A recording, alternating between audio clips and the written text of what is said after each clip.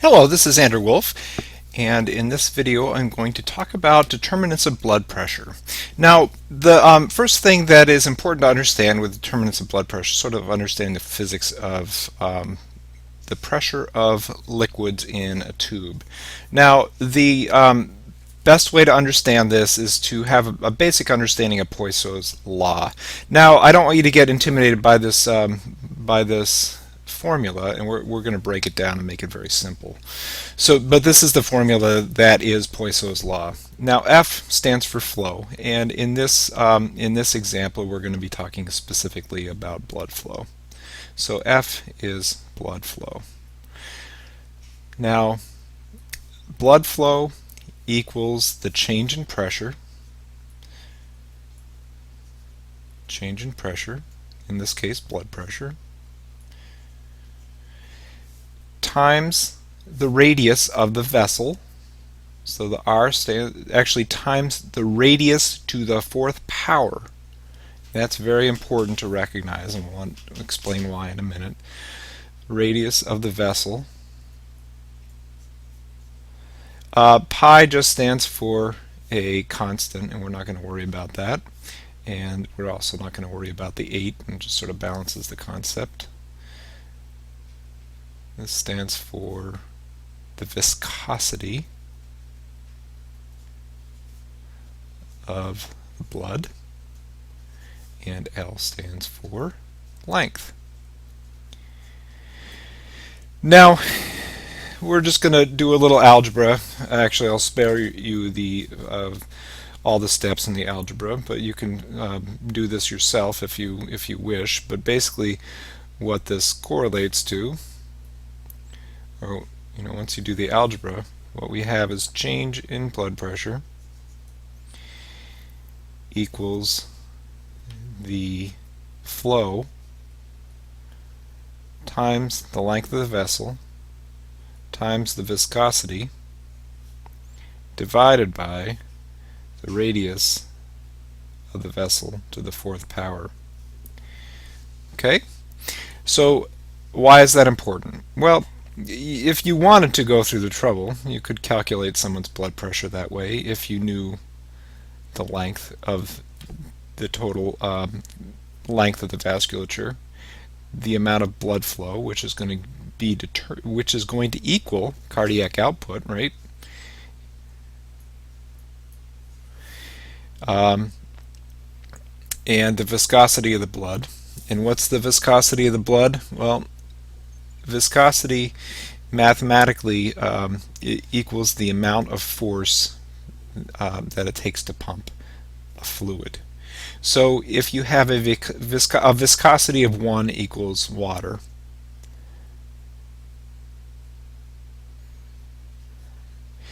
blood takes 3 times as much force to pump than water, so blood has a viscosity of 3. Whoops, that wasn't a very good 3.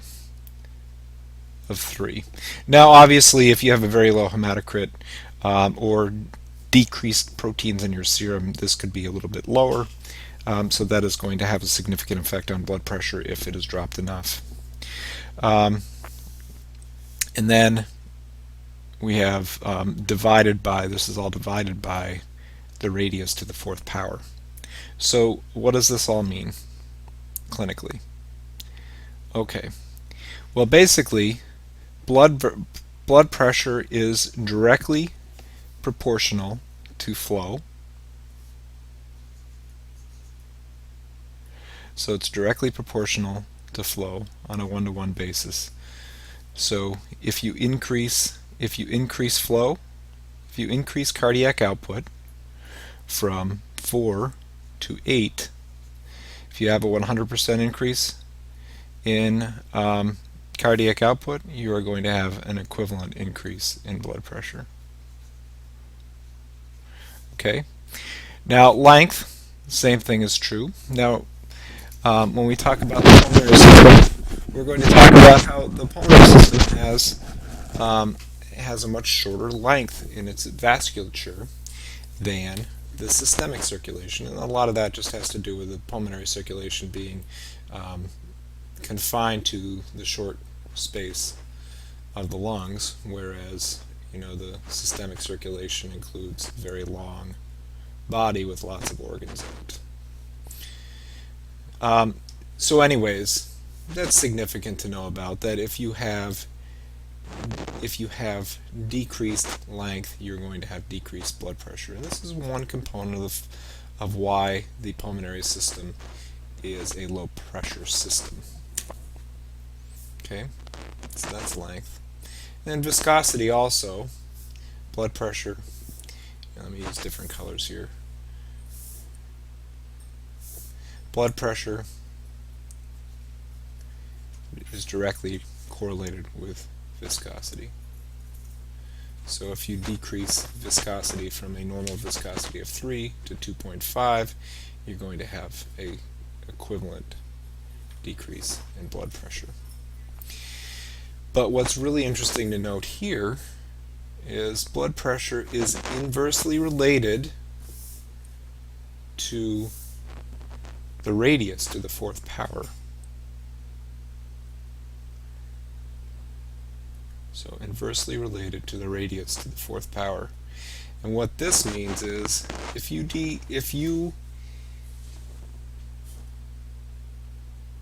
increase the radius by maybe a factor of 2, so if you have a vessel that is 1 centimeter in diameter, and you increase it from 1 to 2, then you are going to increase blood pressure to, actually you are going to decrease blood pressure because it's inversely related. You are going to decrease blood pressure by 2 to the fourth power. Now it may be a while since you've done your high school math, so 2 to the fourth power means 2 times 2 times 2 times 2, 4 times, and that equals 16. So by increasing a blood vessel from 1 centimeter to 2 centimeters, if you've doubled the diameter of a blood vessel, you will decrease blood pressure by a factor of 16.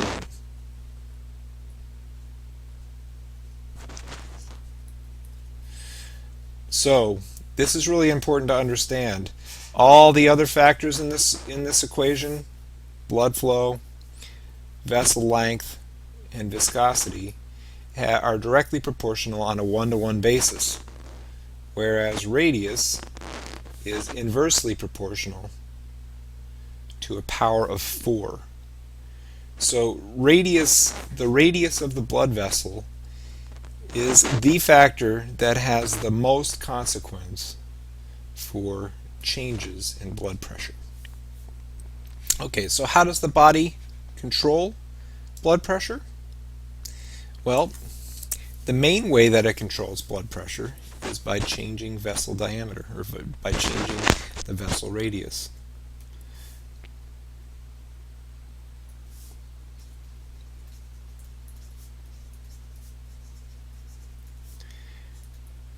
Changing radius.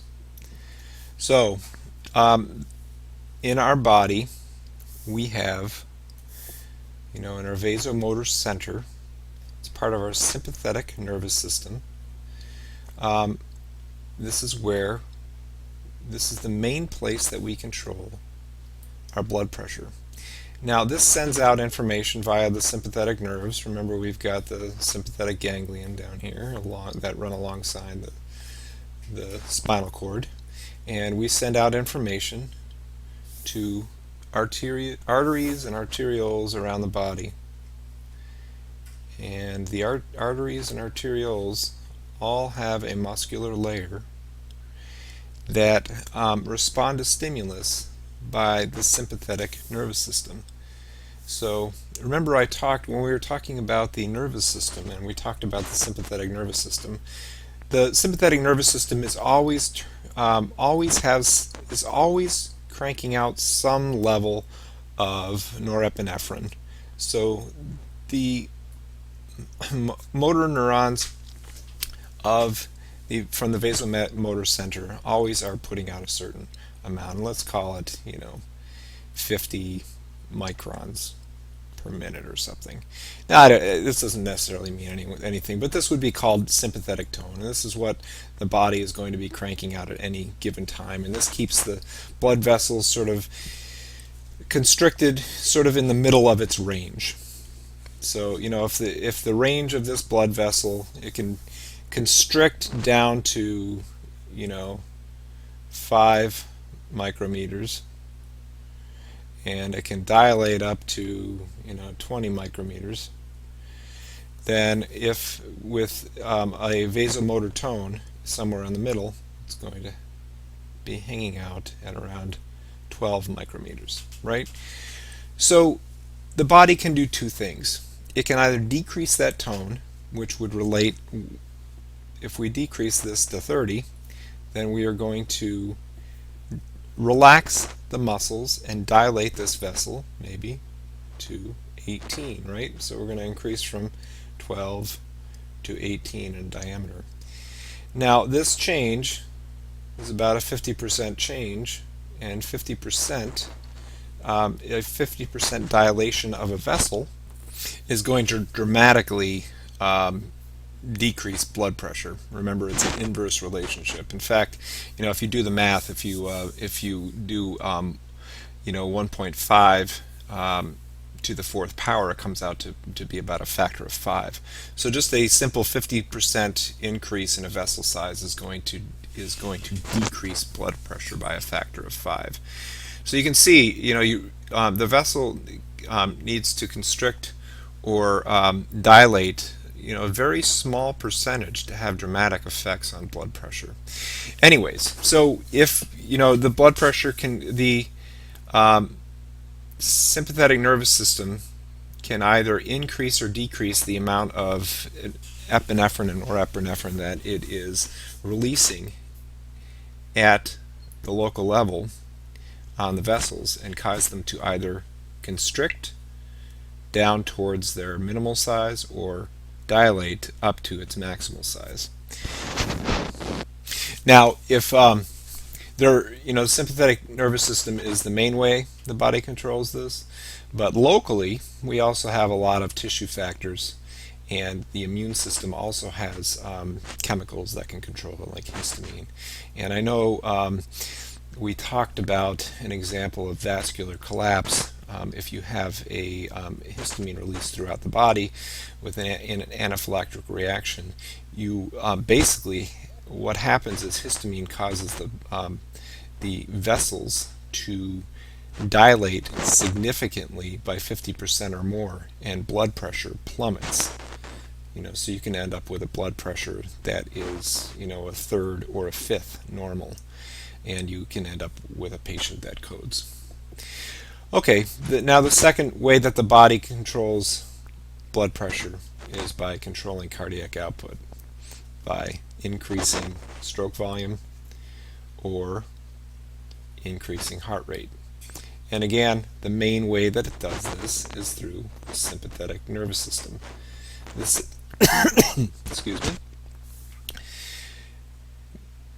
me. Remember, when the sympathetic nervous system releases epinephrine and norepinephrine, it stimulates the beta-1 receptors in the heart, and this stimulates a positive inotropic response that increases the force of contractility.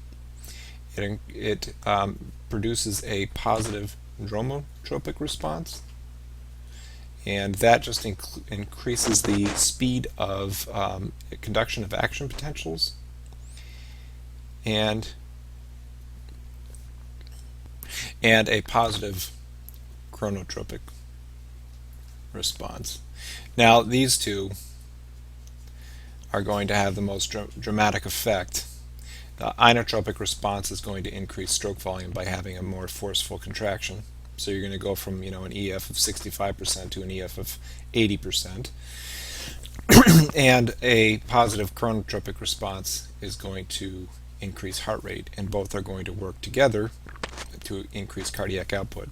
Now remember, cardiac output is equal to blood flow, and it has a 1-to-1 relationship with blood pressure. So if you increase cardiac output by 50%, you're going to increase blood pressure by 50%. So an increase of 50% cardiac output equals an increase of 50% of blood pressure. Okay, so those are the major determinants of blood pressure. Please take a moment to give me feedback by giving me a thumbs up or a thumbs down below, and also feel free to click on this link if you'd like to subscribe to my channel so you have easier access to the videos. Thank you very much.